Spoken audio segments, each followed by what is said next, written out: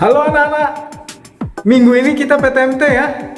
Kamu sebagian akan melakukan proses pembelajaran tatap muka dengan Bapak, dan yang sebagian lagi melakukan proses pembelajaran secara online.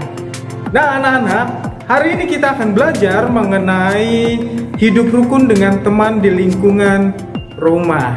Tapi sebelumnya kita akan berdoa dulu ya. Tangan dilipat, mata ditutup, kita berdoa. Segala puji dan syukur Tuhan kami naikkan ke dalam hadirat-Mu yang kudus. Kami sungguh berterima kasih karena pada pagi hari ini Engkau tetap menyertai kami, memberi kami kesehatan. Biarlah ya Tuhan, hikmat-Mu yang menyertai kami dalam proses pembelajaran PAK dari awal hingga akhir. Di dalam nama Tuhan kami Yesus Kristus, kami telah berdoa dan mengucap syukur. Amin. Seperti yang telah tadi Bapak sampaikan di awal, minggu ini tema kita adalah hidup rukun dengan teman yang ada di lingkungan tempat tinggal kita. Nah anak-anak, walaupun sekarang ini pandemi, tentunya kita hafal ya dengan teman-teman yang ada di lingkungan kita. Atau jangan-jangan malah ada nih yang sama sekali nggak tahu nama teman-teman kamu.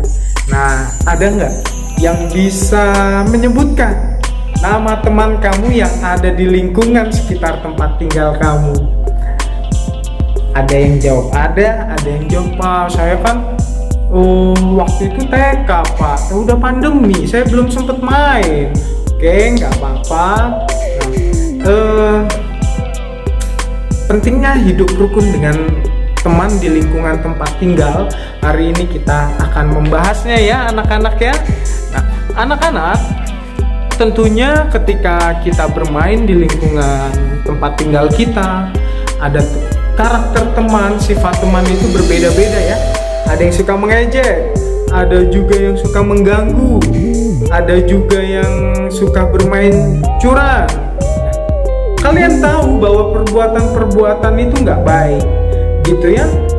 Tetapi ada juga teman yang baik kepada kita, perhatian kepada kita, mau bermain bersama-sama dengan kita. Ketika kita melihat ada teman yang melakukan perbuatan tidak baik, ada baiknya kita harus menegur mereka bahwa perbuatan yang mereka lakukan itu ya sama sekali nggak baik, gitu kan? Hari ini Pak Adi ingin memberikan contoh dari tokoh Alkitab bagaimana Raja Salomo dan Raja Hiram itu bersahabat. Mereka ini saling menolong anak-anak.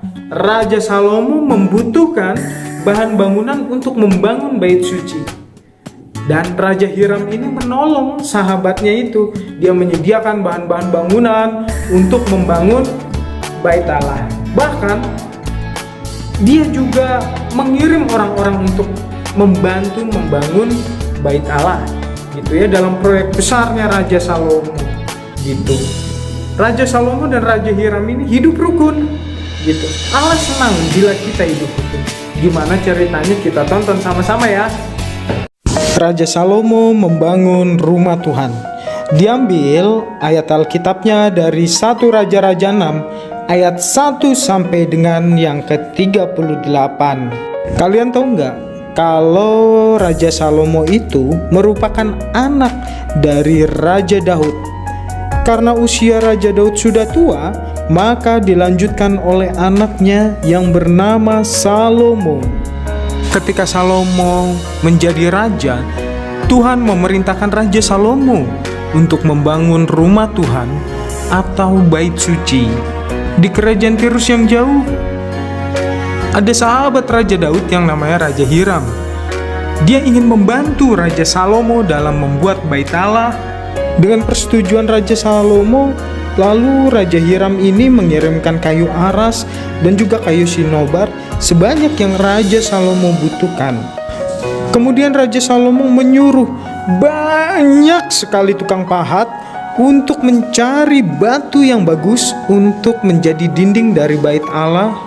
Kemudian Raja Salomo juga mengumpulkan emas, perak, tembaga, dan juga kain yang terbaik. Akhirnya rumah Tuhan itu telah selesai dibangun oleh Raja Salomo. selama 7 tahun. Selain itu, Raja Salomo juga mempersiapkan segala perlengkapan yang ada bukan hanya di luar rumah Tuhan, tetapi juga yang ada di dalam rumah Tuhan. Dalam membangun rumah Tuhan bukan berarti tantangan itu tidak ada. Ada banyak sekali tantangan yang terjadi. Salah satunya adalah karena tabut perjanjian masih berada di kota Daud, maka harus dipindahkan ke kota Yerusalem.